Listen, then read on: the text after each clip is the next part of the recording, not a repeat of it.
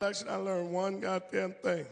There's no such thing as an unqualified white man. His pigmentation is his qualification.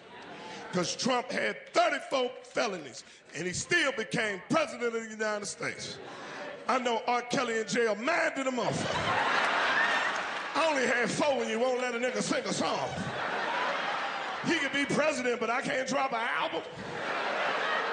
I gotta sing through a collect call. We gotta get R. Kelly back home. We gotta get R home. R gotta come home. But he coming home, because they got Puffy now. Atlanta, Atlanta! God damn it, God damn it. I love Atlanta, this is where I started. God damn it, this is my comedy home. God damn right, this is my comedy home. I live in LA right now. Yeah, that motherfucker was on fire. Everything was burning. My boys called me and said, Quake, did you lose your house? I said, not to the fire. Divorce took my goddamn house. I can still see that motherfucker. I was praying to God, burn that motherfucker down, God. Give me the justice that the courts refuse to do. I want to say this from the bottom of my heart. I think I speak for all black people. Good luck. That white man looking for you. You're hot right now. Split up. This ain't the time to be riding 6, 7 deep in a pickup truck. He gonna throw your ass up out of here. You don't know this white man like I do. Stay away from Home Depot. Don't pick up no lawnmower, don't move no refrigerator, don't you do none of that shit. That white man looking for you. And don't sell no fruit on the side of the road. He know goddamn well you don't get all that fruit for $5. And sell American food. Don't fuck with no tacos, enchiladas, none of that shit.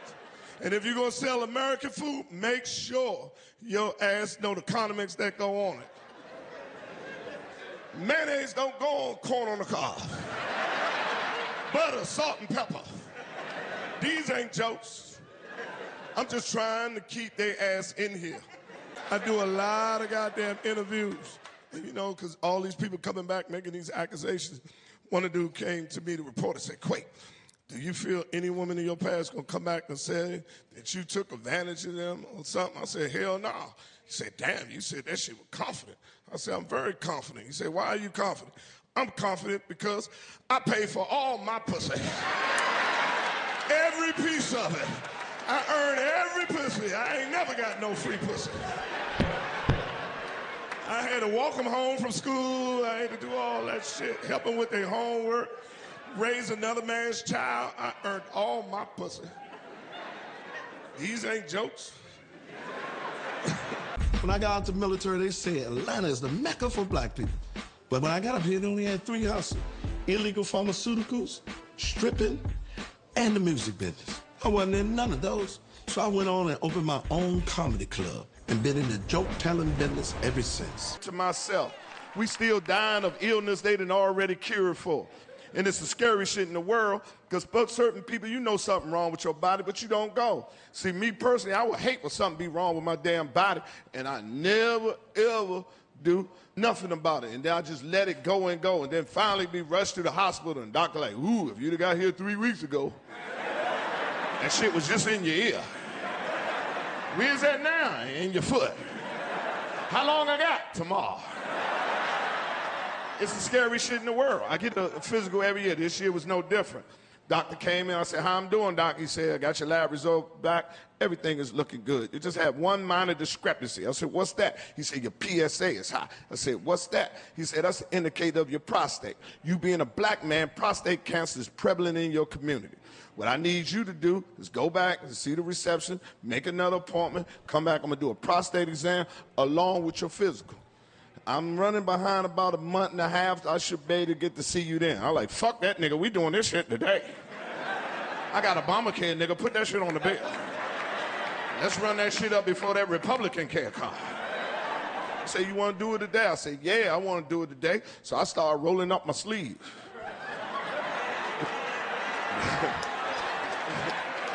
Yeah, he laughed just like that.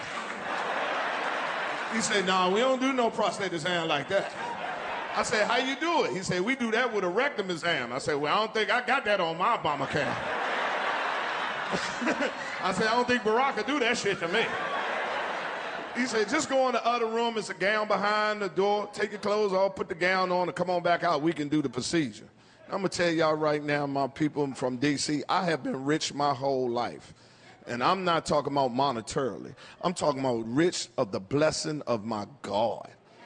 Been on this earth 58 years. I have never spent a night in a hospital. I have never had no surgery. I ain't never had no broken bones other than this wrist right here riding that raglass bike my daddy gave me. So I don't know shit about no hospital. So when he told me go take my clothes off and put the gown on, I did it. And I put the motherfucker on. But it was too small, it wouldn't close. So I stuck my head behind the door and said, "Hey, Doc, I need a bigger gown. This motherfucker ain't going over my stomach." He said, "No, you got it on wrong. Turn it around."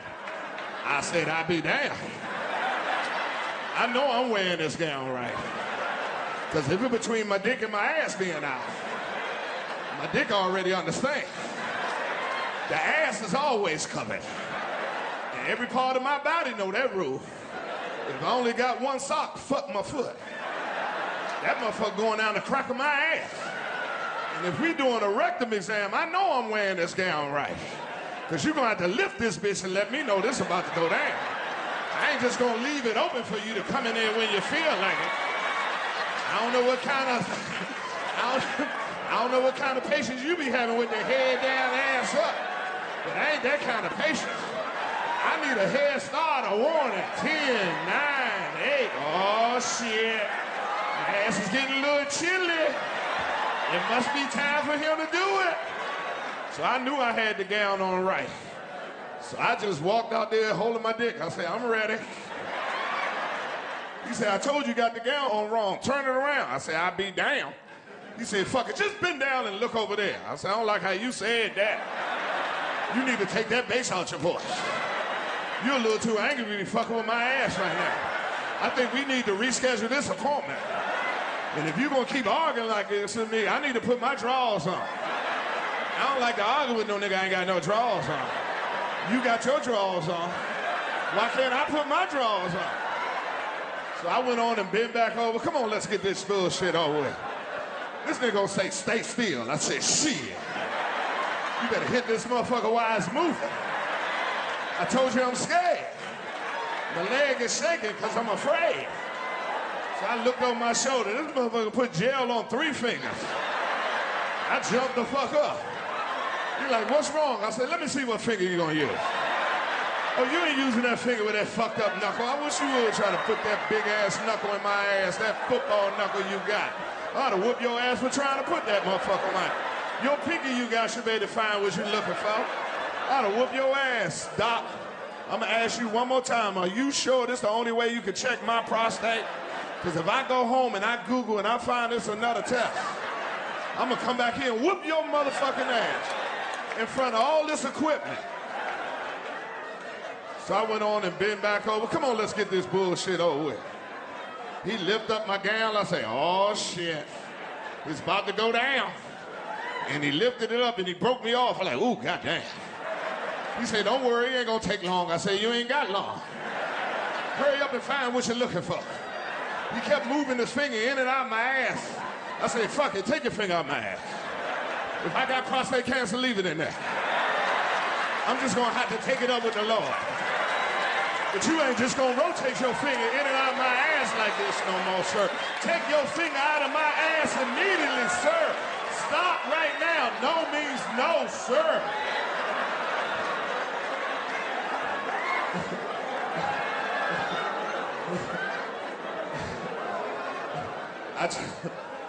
I got up, nigga, try to fix my goddamn gown.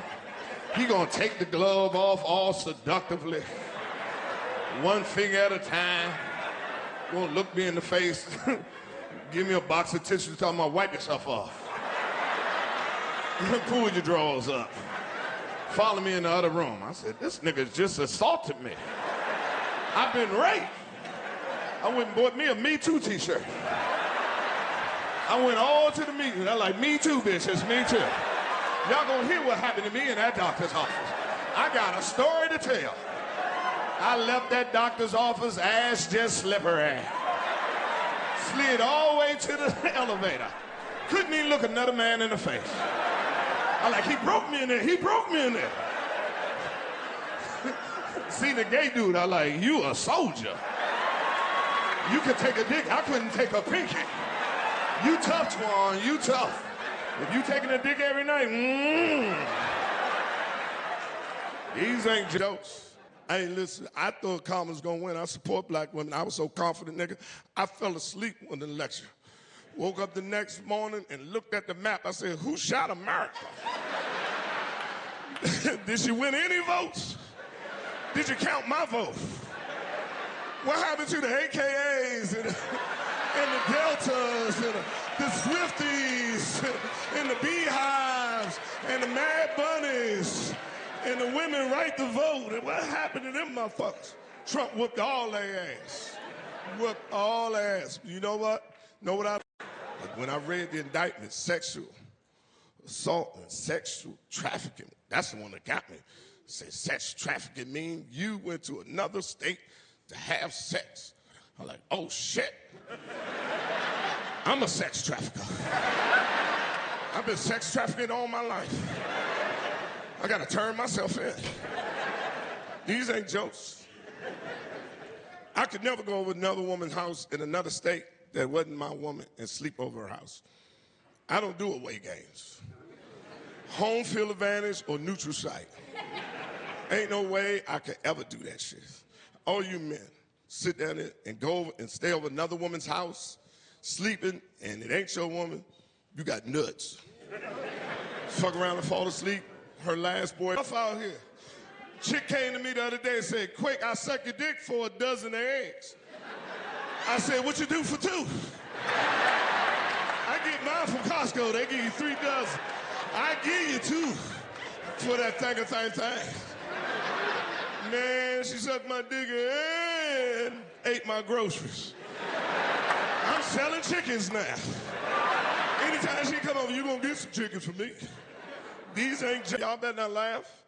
This is a text run for our ass. We next. I ain't lying to you, we fucking next. You gonna go see your boy, what Tyrone at? Man, Trump done send that nigga to Nicaragua.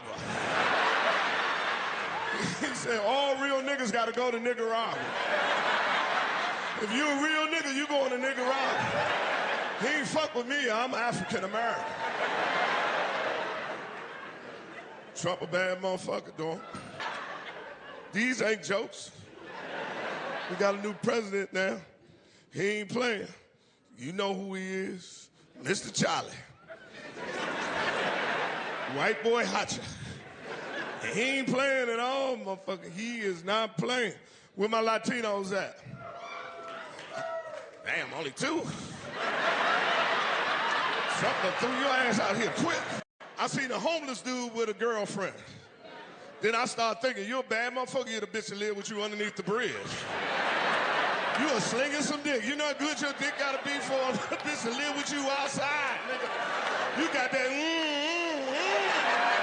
You got that one hitter quitter that bitch gotta get her. That's an outstanding dick. And she was faithful, she was devoted. Cause it was raining outside. She was mopping up the motherfucker, keeping the water from going underneath the tent and shit. I said, what kind of dick do he got? She was under the bridge, dusting it. Had pictures of her begging for food. I said, what kind of dick do he got? 2 days later, I came outside. She was on the corner by her damn self with a sign, so I immediately thought that they had broke up. Till I looked at the sign. The sign said, we will work for food. That's when I knew they were still together. I started looking for him to see where he was at. This motherfucker was underneath the tree taking a nap while his woman was on the corner begging for goddamn food and money. I couldn't even take it no more. I stopped my car and went over there and woke that motherfucker up and said, pull your pants down, let me see what you got. I need to see what